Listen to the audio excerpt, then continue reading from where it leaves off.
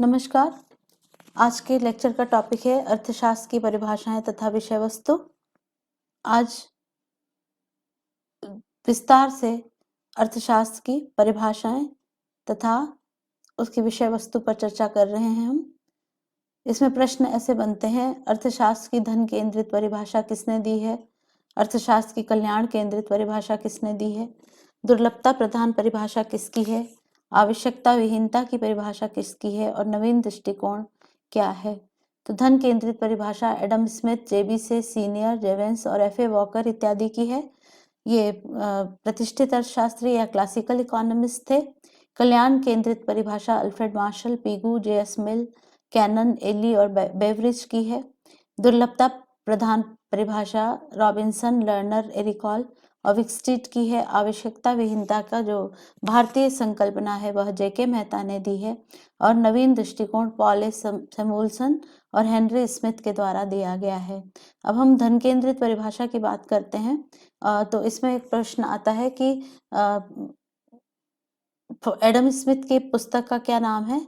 तो an inquiry into nature and causes of wealth of nations, जो 1776 में प्रकाशित हुई थी, वह एडम स्मिथ की पुस्तक है।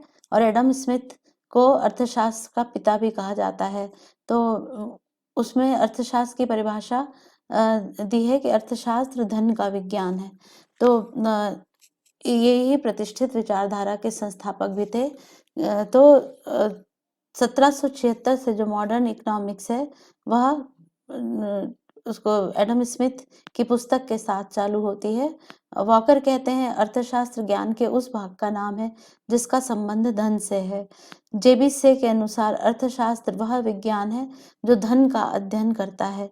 सभी प्रतिष्ठित अर्थशास्त्री यह मानते थे कि मनुष्य की आर्थिक क्रियाओं का अंतिम उद्देश्य धन अर्जित करना है। उसके बाद कल्याण संबंधित परिभाषाएं आती हैं। 19वीं शताब्दी में अर्थशास्त्रियों ने माना कि अर्थशास्त्र का उद्देश्य केवल धन की उत्पत्ति का विश्लेषण करना ही नहीं है। धन की उत्पत्ति से अधिक महत्वपूर्ण कार्य यह है कि धन का उपयोग अपनी आवश्यकताओं की संतुष्टि के लिए किया जाए और भौतिक कल्याण में वृद्धि की जाए। मार्शल ने धन के स्थान पर मनुष्य के आर्थिक कल्याण पर जोर दिया। तो यह ऑब्जेक्टिव टाइप क्वेश्चन में यह पूछा जाता है, अगर मार्शल कल्याण संबंधी परिभाषा सर्वप्रथम किसने दी? तो मार्शल ने दी। मार्शल के अनुसार अर्थशास्त्र मानव जीवन के सामान्य व्यवसाय का अध्ययन है। उसने व्यक्तिगत और सामाजिक क्रियाओं के उस भाग की जांच की जाती है जो भौतिक सुख के साधन की प्राप्ति और उपभोग से घनिष्ठ रूप से संबंधित है।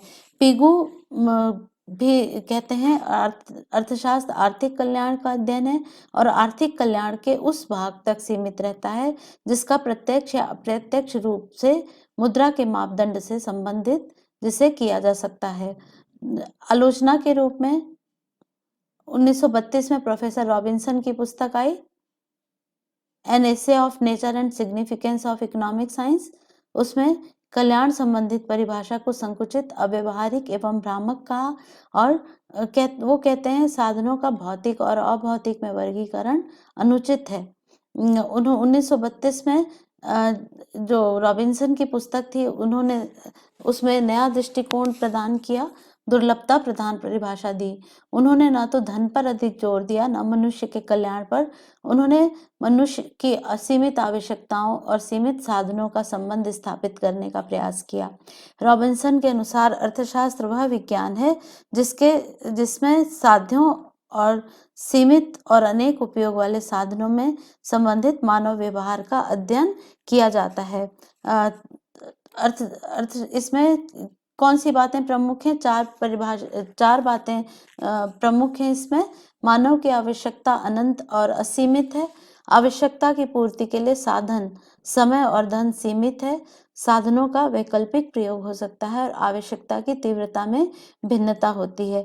तो हमारे पास जब साधन सीमित हैं और आवश्यकताएं अनंत हैं तो और साधनों का प्रयोग अनेक है, वैकल्पिक प्रयोग उसके हो सकते हैं, तो इसके कारण जो है चुनाव की समस्या उत्पन्न होती है। तो अर्थशास्त्र के जो प्रत्येक जो पेपर आप पढ़ोगे, बेसिक जो उसमें प्रॉब्लम आती है, हर जगह पे वह चुनाव की समस्या आती है। तो इसमें जो ये वेस्टर्न कॉन्सेप्ट है, जिसमें ये मानते हैं कि मनुष्य की आवश्यकताएं असीमित और साधन है सीमित है। तो हमारे जो जेके मेहता ने आवश्यकता विहीनता की परिभाषा दी, और इलाहाबाद विश्वविद्यालय के प्रोफेसर जेके मेहता वह भारतीय दर्शन से प्रभावित हुए और अर्थशास्त्र के संबंध में पाश्चात्य दृष्टिकोण से सर्वथा भिन्न दृष्टिकोण इन्होंने अपनाया और आवश्यकता विहीनता की परिभाषा दी। उनके अनुसार अर्थशास्त्र वह विज्ञान है जो मानवीय आचरण का इच्छा रहित अवस्था में पहुंचने के लिए साधन के रूप में अध्ययन करता है। तो हमारा जो भारतीय दर्शन है वह मनुष्य की आवश्यकता को कम करने की बात करता है और इच्छा रहित अवस्था में पहुंचने के लिए साधन के रूप में अध्ययन करने वाले विज्ञान को प्रोफेसर जेके मेहता ने अर्थशास्त्र कहा। अब आधुनिक परिभाषा अगर हम बात करें तो प्रोफेसर सैमुअल्सन कहते हैं कि अर्थशास्त्र इस बात का अध्ययन करता है कि व्यक्ति और समाज में अनेक प्रयोग में आ सकने वाले उत्पादन के सीमित साधनों का चुनाव किस प्रकार किया जाए। प्रोफेसर के जी सेठ के अनुसार अर्थशास्त्र उस मानव व्यवहार का अध्ययन करता है जो साध्यों के संदर्भ में साधनों के परिवर्तन और विकास से संबंधित होता है। प्रोफेसर हिक्स के अनुसार अर्थशास्त्र में मानव व्यवहार के विशिष्ट पहलू का अध्ययन किया जाता है और अर्थशास्त्र वह विज्ञान है जो व्यवहारिक क्रियाकलापों का अध्ययन करता है। आधुनिक अर्थशास्त्र ने अर्थशास्त्र का विकासवादी और कल्याणकारी दृष्टिकोण प्रस्तुत किया जो वास्तविकता के अधिक निकट माना जा सकता है। कीन्स क्या क्या कहते हैं? कीन्स कहते हैं कि अर्थशास्त्र ने स्वयं को परिभाषाओं के फंदे में फंसा लिया है। उसी तरह गुन्नार मेडल कहते हैं कि अर्थशास्त्र की इतनी परिभाषाएं देना जरूरी नहीं है, अर्थशास्त्र की जानकारी उसकी विषय वस्तु से प्राप्त होती है। अब विषय वस्तु कैसे जो है क्या है इसकी? अर्थशास्त्र की विषय वस्तु है क्या उत्पादित किया जाए, अलोकेशन ऑफ रिसोर्सेस किस तरह से हो,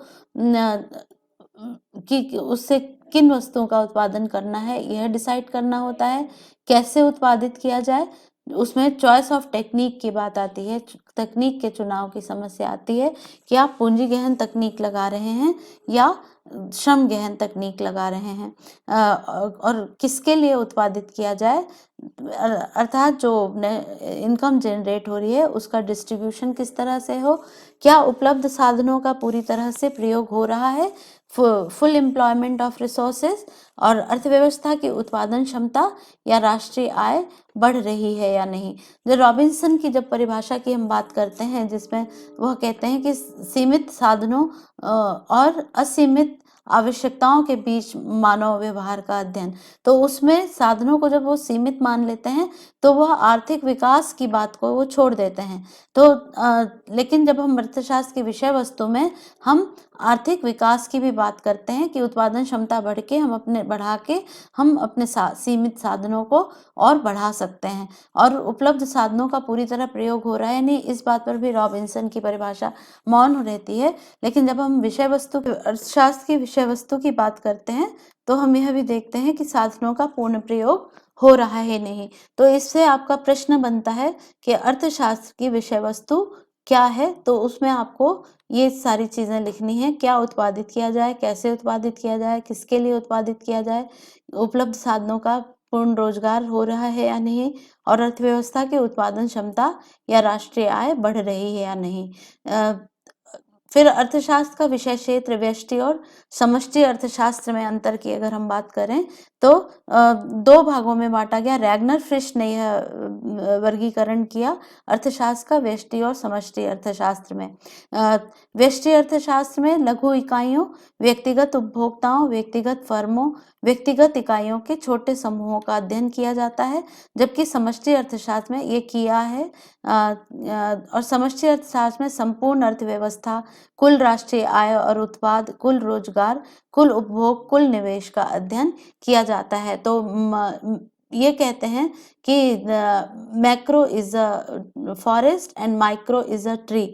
जिस तरह से एक जंगल में एक पेड़ होता है, उसी तरह जो व्यक्तिगत इकाई है वो माइक्रो है, और जो एक पेड़ और जो है पूरा जंगल मैक्रो या समष्टि को रिप्रेजेंट करता है।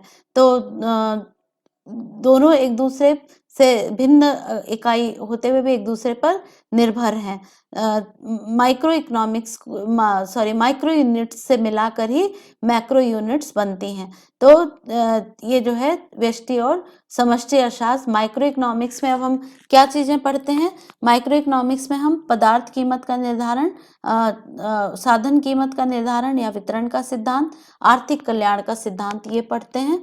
पदार्थ कीमत के निर्धारण में मांग का सिद्धांत, और मांग के सिद्धांत में भी आप डिफरेंट थ्योरीज पढ़ेंगे, जैसे जो है मार्शल की गणनावाची उपयोगिता का सिद्धांत, हिक्स का जो अनधिमान वक्र का सिद्धांत, या फिर रिवील्ड प्रकटित अधिमान सिद्धांत सैमुअल्सन का, ये सब सिद्धांत मांग के पढ़ेंगे। उत्पादन और लागत के सिद्धांत में आप विभिन्न लागत वक्रों, उत्पादन की विभिन्न जो है परिवर्तनशील उत्पादन का नियम या फिर प्रतिफल का नियम, ये सारी चीजें पढ़ेंगे। और लागत सिद्धांत में आप लागत की विभिन्न संकल्पनाओं को पढ़ेंगे, जिसके बारे में मैं पहले बहुत सारी वीडियोस बना चुकी हूँ, जो कि आपको मेरे चैनल पे मिल जाएंगे। ये रिवीजन एक तरह से मैं करा रही हूँ आपका नए सिरे से, क्योंकि अभी बहुत सारे नए एडमिशन्स बीए में और एमए में हुए हैं, जिनको ये नए सिरे से मैं बताना मुझे जरूरी लग रहा है। साधन कीमत निर्धारण में वितरण का सिद्धांत में लगान, मजदूरी, ब्याज और लाभ के सिद्धांत, भिन्न भिन्न सिद्धांत पढ़ेंगे। अब इसी से क्या है करते हुए प्रश्न बना सकते हैं। जैसे लगान के सिद्धांत में रिकॉर्डों का सिद्धांत,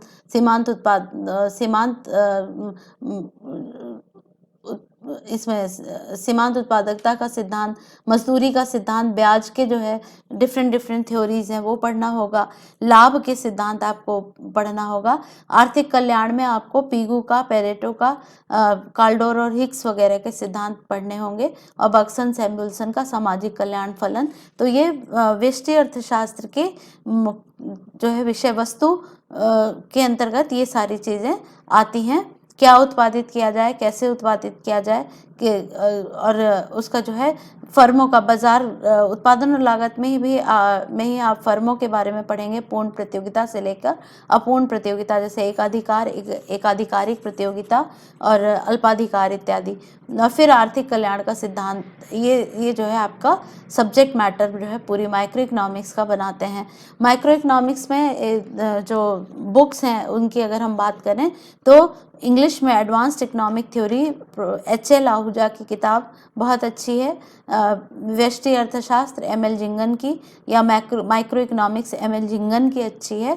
एच.एल. आहूजा की ही है उच्चतर आर्थिक सिद्धांत, जिस बुक से मैंने ये चार्ट लिया है, उच्चतर आर्थिक सिद्धांत, यह बहुत काफ़ी अच्छी किताब है, जिसमें जो डायग्राम्स हैं बहुत ही अच्छे तरीके से दिए हुए हैं। तो ये जो है और भी आपको किसी और दूसरे राइटर की मिले, जैसे मैथमेटिकल बेस अगर आपको देखना है तो उसमें कुत्सियानीस की किताब है, जिसमें इंग्लिश में माइक्रो इकोनॉमिक्स, वो बहुत अच्छी है। शॉम सीरीज़ है। बहुत सारी किताबों के पीछे ना भागकर आप जो है कुछ किताबों को जो है एक किताब को बेस बनाकर, अच्छी बुक को, एक अच्छी किताब को बेस बनाकर उसके आधार पे पढ़ें, और पास बुक्स वगैरह से पढ़ना अवॉइड करें तो ज़्यादा अच्छा रहेगा।